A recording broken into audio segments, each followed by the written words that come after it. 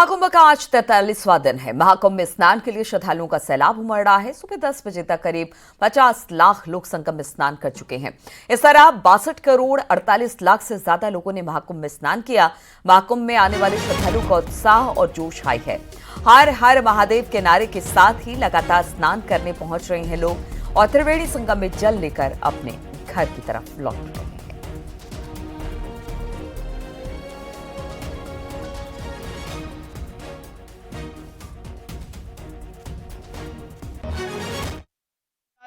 श्रद्धालु ही श्रद्धालु दिखाई देंगे। और अगर आज तक के आंकड़े की बात कहें तो अभी आज 43वें दिन 10 बजे के आसपास का समय है और श्रद्धालुओं की संख्या करीब 50 लाख के आसपास हो गई है। यानी आज भी 1 से 1.5 करोड़ लोग स्नान करने वाले हैं। अब आज को लेकर 3 दिन रह गया है, यानी आज 24 तारीख, 25 और 26 तारीख को महाशिवरात्रि के साथ ही यह महाकुंभ, पूर्ण महाकुंभ अपनी पूर्णता को प्राप्त कर लेगा। और हर हर महादेव, हर हर गंगे के उद्घोष के साथ तमाम जो श्रद्धालु है वो यहाँ आ रहे हैं। लगातार श्रद्धालुओं की भीड़ है और ये महाकुंभ का ये जो महापर्व है ये अद्भुत हो गया है। यहाँ देखिए, इस तरफ भी अगर आप देखेंगे तो जिधर देखेंगे श्रद्धालु ही श्रद्धालु नजर आएंगे। कहां से आए हैं सर आप? टीकमगढ़ से। टीकमगढ़, राजस्थान? नहीं, एमपी। मध्य प्रदेश। यहाँ कैसी व्यवस्थाएं हैं, कैसा रहा सब कुछ? व्यवस्था तो बहुत बढ़िया है, बहुत बढ़िया, बहुत बेहतर भी बना है। और जी, आप कहाँ से आए हैं? हम बरौर कानपुर देहात से आए हैं। कैसी व्यवस्थाएं हैं? बहुत बढ़िया व्यवस्था है, योगी जी की बहुत ही अच्छी। अब जो है लगभग 63 करोड़ होने को है। 62 करोड़ और 53 लाख के ऊपर, 55 लाख के ऊपर लोग स्नान कर चुके हैं। कैसा महसूस होता है जब इतने लोग स्नान? बहुत बढ़िया होता है, महसूस होता है, बहुत ही गौरवान्वित महसूस होता है। महाकुंभ के समापन से पहले आम श्रद्धालु ही नहीं बल्कि खास लोग भी संगम में पवित्र स्नान कर रहे हैं। फिल्मी सितारों से लेकर बड़े मेले नेता तक महाकुंभ पहुंच रहे हैं और संगम स्नान कर रहे हैं। जरा देखिए रिपोर्ट।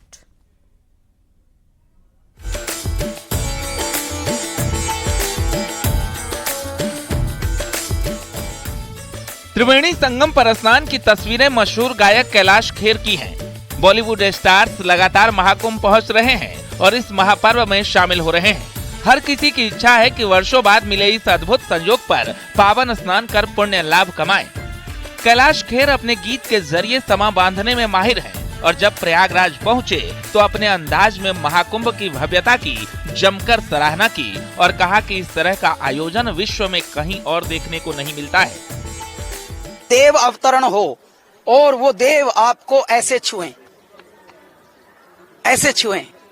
तो ऐसी अनुभूति हो रही है। बड़ों से सुना था कि जब तीर्थ में जाएंगे तो कई दिन लगते थे, हमको तो 10 ही घंटे लगे कुल। हम लखनऊ से रात 12 बजे चले बाई रोड और 10 बजे पहुंच भी गए। तो हे मेरे दाता, समय कितना बदल दिया आपने, युग कितने बदल गए। क्योंकि मेरा भारत जो है ये आस्था की धरती है। आस्था जहां होती है वहां कई कई पीढ़ियां साथ रहती हैं। अब जरा शनिवार दोपहर की इस तस्वीर पर भी नजर डालिए। बॉलीवुड की मशहूर एक्ट्रेस तमन्ना भाटिया भी परिवार के साथ त्रिवेणी संगम पर स्नान के लिए पहुंची।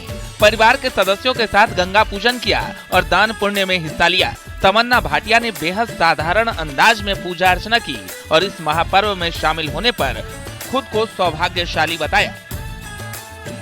बीजेपी नेता और सांसद संबित पात्रा भी महाकुंभ स्नान के लिए पहुंचे। संबित पात्रा ने कहा कि यहां आना और पवित्र स्नान करना सौभाग्य की बात है।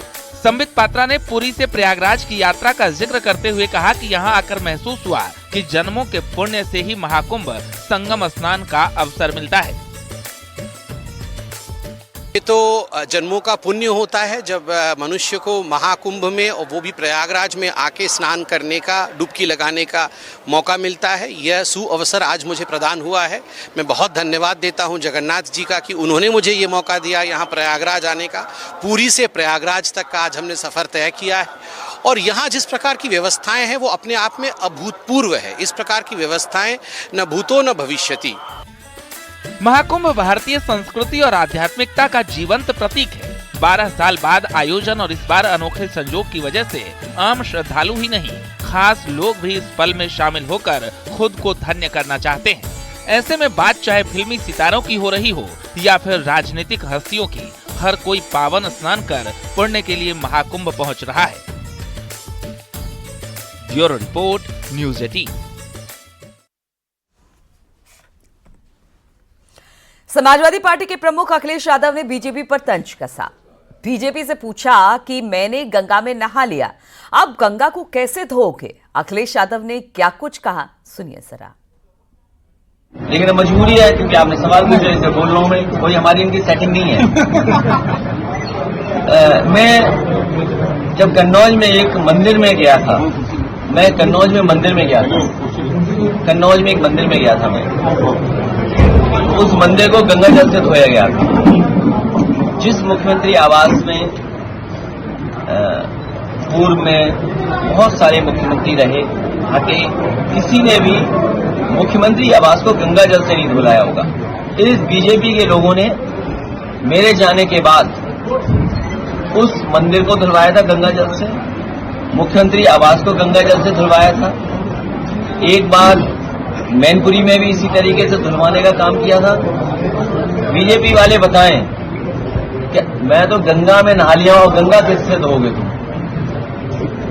हमने तो गंगा पानी में स्नान ले लिया, अब बताओ गंगा को कहां से धोगे आप? तो इसलिए लड़ाई बड़ी है। ये जो फुलझड़ियां छोड़ दी जाती है छोटी मोटी, इनसे फर्क नहीं पड़ता है कौन क्या कह रहा है। और अखिलेश यादव के बयान पर डिप्टी सीएम केशव प्रसाद मौर्य ने भी पलटवार किया। तो मैं समझ नहीं पाता हूं कि इतना बेचैनी क्यों है।